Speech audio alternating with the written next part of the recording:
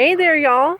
So glad y'all joined us today here at Kooker Gehoofd. I wanted to start off by showing the gladiolus are blooming. I noticed it yesterday, and it always excites me every time in the spring these gladiolus start blooming. And no, I still haven't moved these that are outside of our yard. They're still on our property, which is why it's not like a rush. But at some point we plan on fencing off this run and hopefully getting some more goats. So I definitely want to try to move that gladiolus before the goats arrive. But at this point, unless a really great deal comes up, I'm kind of thinking we'll just let the gladiolus finish blooming, and then I will dig those up and transplant them. If you notice, this weekend we had a visitor. Kathy and her babe girl Lucy are here with us visiting, and we are getting ready to go do some laundry over at Gigi's house. So Lucy's gonna go with us, and she will get to enjoy the backyard at Gigi's house. But we put up this temporary structure to house Lucy last night, but she's really going to enjoy the yard at Gigi's because there is ample room to run without worrying about any chickens in the yard. Wanted to do some updates on the bunnies. So Storm had 4, and yesterday we found out she has lost 1, so she currently has 3. Zelda had 8, and she kept all 8 alive and strong. We, well, the babies turned 5 weeks old on Monday, so on, I think it was Tuesday or Wednesday, I moved all 8 rabbits, then realized maybe I shouldn't move them all at once, because even though she had probably, you know, lessened the amount of milk they were drinking from her, I don't know that she had completely weaned them, and I didn't want to risk mastitis for her. So I put 4 back in. 2 days later, we pulled out 2 more, and then we've got these last 2 in here with her, and in a couple of days, maybe tomorrow or Tuesday, we'll pull them out.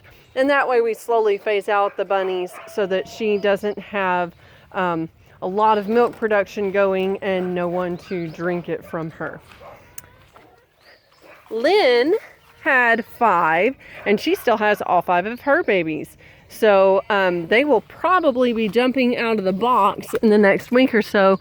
But right now they're still hanging out there in the back, and you can see them moving around back there. Like you can see the hay moving.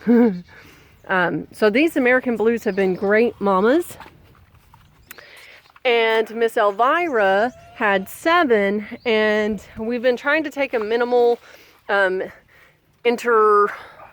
interruption approach, minimal touching, minimal hands-on approach. And we found out earlier this week that she had lost, let's see, she had 7, so she had lost 4. So she has 3, and I checked them again yesterday. She still has 3, but one of them is looking pretty skinny and not so strong. So she may lose that one, but it looks like the other 2 should make it as long as nothing goes wrong, which was kind of disappointing because Elvira has had good success with previous litters, so we're not sure what's going on with that. But we did notice that both of our American Blues with this round of kits, they kept all their kits the whole time, but all 3 of our standard Rexes have lost babies. So that was kind of interesting. Okay, I say 3 standard Rexes. Technically that's true because this standard Rex female did have babies and she lost them, but that was probably because the male was in there and she didn't have hay in her box. But I kind of misspoke because I was actually talking about this other one over here who lost her 7, but she's a Californian. So, but I was talking with a friend, and we may actually be trading her for some stud services. Not because she isn't a good mama necessarily, but because I just really like the standard Rex, and I'm liking the American Blues.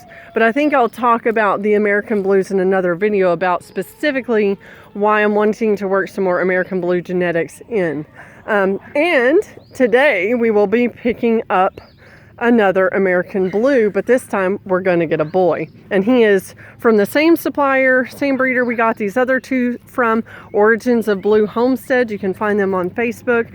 But that particular male is, like I said, unrelated to these females. Or I hadn't said it yet. That's what I was leading up to. He's unrelated to those two females.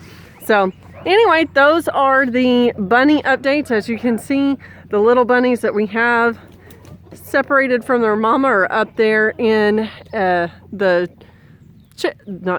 rabbit hutch that Justin rewired the bottom, and so we've been really pleased with that. Eventually we would love to get baby rabbits onto pasture, but we aren't quite set up for that yet. So right now what I do, especially since I'm teleworking so much with all this COVID-19 shelter in place situation, I've been trying to pick grass for them at least multiple days a week. I try every day, but since we mowed, there's not quite as much of the tall, lush grass. And on days when it's super rainy, I don't always pull grass for them. But they definitely enjoy it. Every once in a while, I try to pull comfrey leaves to give to them per the Salatin's recommendations. We don't have as much comfrey as I would like. I would like to be able to get stands of comfrey all over the homestead, but it's all a work in progress. Chickens say they were ready to get out. All right, y'all have a blessed day, and we'll see y'all next time. God bless.